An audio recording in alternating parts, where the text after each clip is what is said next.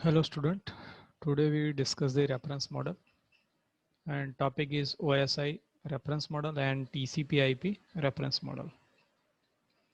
So those are the objectives: OSI reference model, TCP IP model, connection-less service, connection-oriented service.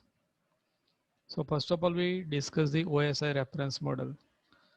So this is the one reference model and it contains the 7 layer total: physical layer, data link layer, network layer, transport layer, session layer, presentation layer, and applications layer.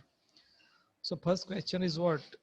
Why we go for the layer and why we require the OSI layer? So when we establish the communication between two PC, so it is required to understand the process that occur during the communication. So the whole process of the communication divided into 7 layers. So this is a logical thing.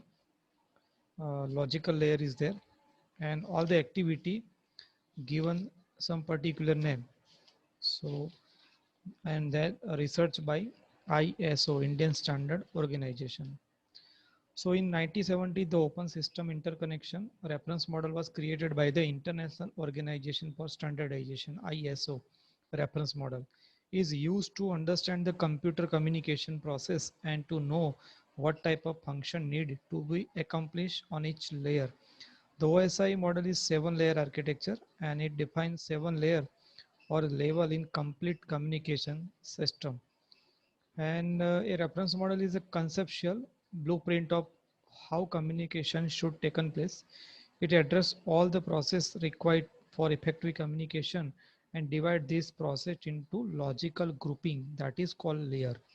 So 7 layer is there: physical, data link, network, transport, session, presentation, and application layer. So now we go for the duties of different layers. So physical layer means it provides a physical medium through which bits are transmitted. So this related to electrical signal and bits. So what is the duty exactly? So it provides the medium for transmission of the bit. Next is the data link layer. So in data link layer, it used for error-free transfer of data frames. So it related to frames.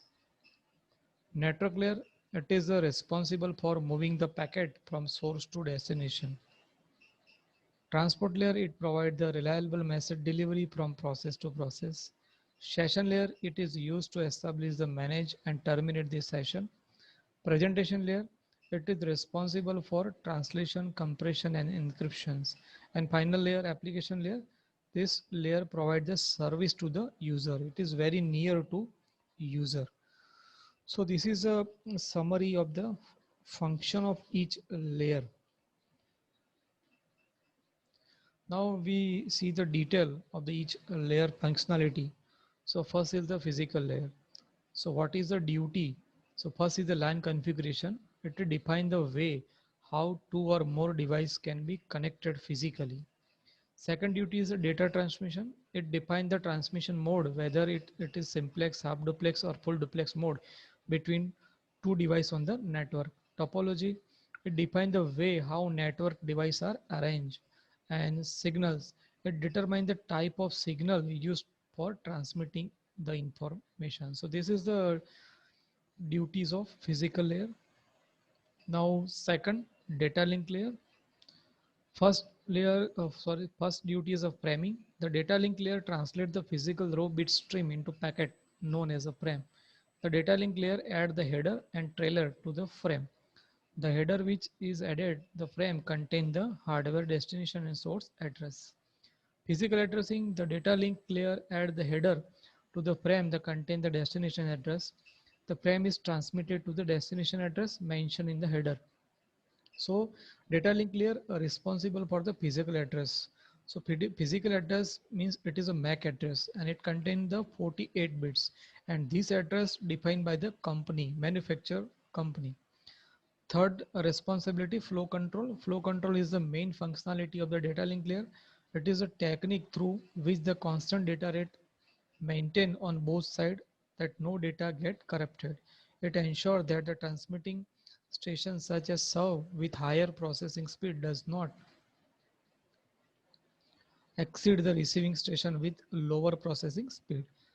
Next, error control. Error control is achieved by the adding the calculated value of CRC, that is called cyclic redundancy check, that is placed to the data link layer trailer, which is added to the message frame before it is sent to the physical layer. Next one, access control. When two or more devices are connected to the same communication channel, then the data link layer protocol are used to determine which device has control over the link given, that is called access. Next layer is a network layer. So those are the responsibility. First responsibility is inter-networking, and inter-networking is the main responsibility of the network layer. It provides the logical connection between different devices. Addressing, so they provide the IP address or logical address. Same way, data link layer provide the physical address, and this layer provide the logical address. A network layer add the source and destination address to the header of frame. Addressing is used to identify the device on the internet. Next, and very main responsibility, routing. Routing is a major component of the network layer and determine the best optimum path out of the multiple path from source to destination. So route on this layer, router uh, shorting the shortest path using the OSPF and the RIP protocol, and finally take the decision which is the best path for move the packet from source to destination. Packetization, a network layer receive the packet from the upper layer and convert them into packet. This process is known as the packetizing. It is achieved by the internet protocol IP. Now transport layer. So those are the responsibilities: service point addressing, segmentation and reassembly, connection control, flow control and error control. So service point addressing means what? Computers run several programs simultaneously. Due to this reason, the transmission of the data from source to destination not only from one computer to another computer, but also from one process to another process.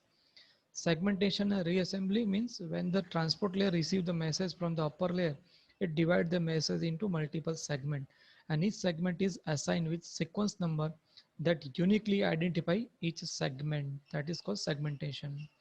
When the message has arrived at the destination, then the transport layer reassemble the message based on their sequence number, and that is called reassemble. Connection control, transport layer provide the service connection oriented service and connection less service. So what is the connection oriented? First of all, establish the connection, use the connection, and terminate the connection. That is called connection oriented service, and that provided by the TCP protocol. Second is the connection less service, establish the connection, use the connection, and terminate the connection. That provided by the UDP protocol on the transport layer. Flow control, the transport layer also responsible for flow control, but it is performed end to end rather than across single link. Error control, the transport layer is also responsible for the error control. Error control is performed end to end rather than across the single link. Session layer, so establish a session. When we establish the session, it is required to control the dialog and synchronization of the session. So what is the dialog control? Session layer acts as a dialog controller that create dialog between two processes, or we can say that it allows the communication between two processes, which can be either half duplex or full duplex. Synchronization, session layer adds some checkpoint when transmitting the data in sequence. If some error occurs in the middle of transmission of data, then the transmission will take place again from the checkpoint. This process known as synchronization and recovery. Presentation layer. So what are the functions? So translation, encryption, compression, decryption. So those are the function of the presentation layer. Translation means what? The process in two system exchange the information in the form of character string, number and so on. Different computer used different encoding method. The presentation layer handle the interoperability between the different encoding methods. So that is called translation. Encryption, what? Encryption is needed to maintain the privacy. Encryption is a process of converting the sender transmitted information into another form and send the resulting message over the network. Compression. So what is the compression? Data compression is a process of compressing the data rate and reduce the number of bit to transmitted. Data compression is very important in the multimedia such as text, audio, and video. Final layer is application layer. So it is a very near to user. So those are the function: file transfer, access, and management. That is called FTM. An application layer allows a user to access the file in a remote computer, to retrieve the file from a computer, and to manage the file in the remote computers. Mail services. So an application layer provides the facility for email forwarding and storage. Next is the directory service. An application provides the distributed database sources and is used to provide that global information about the various objects. So those are the responsibility, different responsibility of the different layer. So this is logical grouping, and uh, when communication taken place, so whole process is divided into 7 layers. So that is called OSI reference model, and that research by the ISO, Indian Standard Organization. Thank you.